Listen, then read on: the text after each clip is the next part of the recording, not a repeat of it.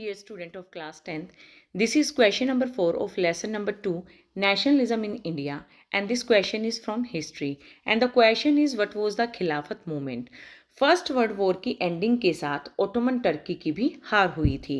तो रूमर्स होता है, ऐसी अफवाहें फैल गई थी कि ओटोमन एम्परर के ऊपर हार्श पीस ट्रीटी को इम्पोज कर दिया गया है। ओटोमन एम्परर को खलीफा भी कहा जाता था और ये इस्लामिक वर्ल्ड के स्पिरिचुअल हेड भी माने जाते थे। हार्श पीस ट्रीटी का मीनिंग ये होता है कि जब कोई देश हार जाता है और एक ऐसी पीसफुल ट्रीटी की जाती है जो अपमानजनक होती है और उसकी पावर को भी रिड्यूस कर दिया जाता है, और ओटोमन एम्परर की पावर को भी रिड्यूस कर दिया गया था। खलीफा की ओटोमन एम्परर जो खलीफा थी, उनकी पावर को बचाने के लिए खिलाफत कमेटी फॉर्म की गई थी, और ये खिलाफत कमेटी बॉम्बे में मार्च 1919 में फॉर्म की गई थी। ये एमसीक्यू क्वेश्चन भी बनता है।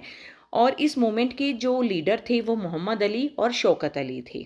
ठीक है। And the now the question number 5 is, why was the non corporation movement started? Non corporation movement क्यों स्टार्ट किया गया था? देखो, गांधी जी ने जब रोलेट सत्याग्रह शुरू किया था तो वो उसके बाद ये चाहते थे कि इसे एक ब्रॉड बेस्ड मूवमेंट बनाया जाए, इसलिए उन्होंने खिलाफत मूवमेंट के इशू को टेकअप किया और उन्होंने एक कॉन्फ्रेंस की थी, और ये कॉन्फ्रेंस जो थी ये कैलकाटा में हुई थी। ठीक है। 1920 में भी ये भी एक क्वेश्चन बनता है कि कलकत्ता में जो अधिवेशन हुआ था वो कब हुआ था? 1920 में हुआ था।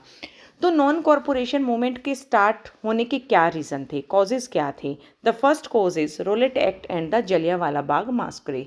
तो रोलेट एक्ट के अकॉर्डिंग जो किसी भी इंडियंस को 2 ईयर्स के लिए बिना किसी सुनवाई के इम्प्रिजन कर दिया जाता था। और जलियांवाला बाग मास्करे क्या था कि वहाँ पर जब एक पीसफुल क्राउड गैदर्ड हुआ था तो जनरल डायर ने अपनी सेना को ये कमांड दे दी थी कि ओपन फायर किया जाए। तो बहुत सारे जो लोग थे वो इंजर्ड हो गए थे और बहुत सारे लोग जो थे वो किल्ड भी हो गए थे। ये भी एक सबसे बड़ा रीज़न रहा है। Now the second point is economic hardship. First world war में बहुत सारी कॉलोनियल ब्रिटिशर्स पॉलिसीज़ बनाई गई जिससे बहुत सारी आर्थिक व्यवस्थाएं बिगड़ गई थी। जो बेसिक नीड्स थी उनके प्राइसेस जो थे बहुत हाई हो गए थे और किसानों को बहुत सारा टैक्स पे करना पड़ता था, उन्हें बहुत सारी मुश्किलों का सामना करना पड़ा। This is the second reason. Now the third reason is खिलाफत मूवमेंट। खिलाफत मूवमेंट मैंने आपको एक्सप्लेन किया है कि वो क्या था। ठीक है। तो ये भी एक थर्ड रीज़न रहा है। Now the fourth point is Gandhi ji leadership.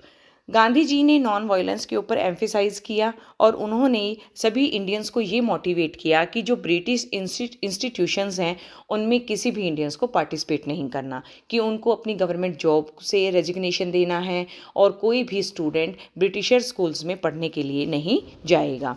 Now the fifth point is struggle for Swaraj. जो कॉज था इस मूवमेंट का, जो इंडियंस थे वो सेल्फ गवर्नेंस चाहते थे और फुल इंडिपेंडेंस चाहते थे और वो ब्रिटिश रूल्स को ख़त्म करना चाहते थे। These are 4 and 5 question of lesson number 2।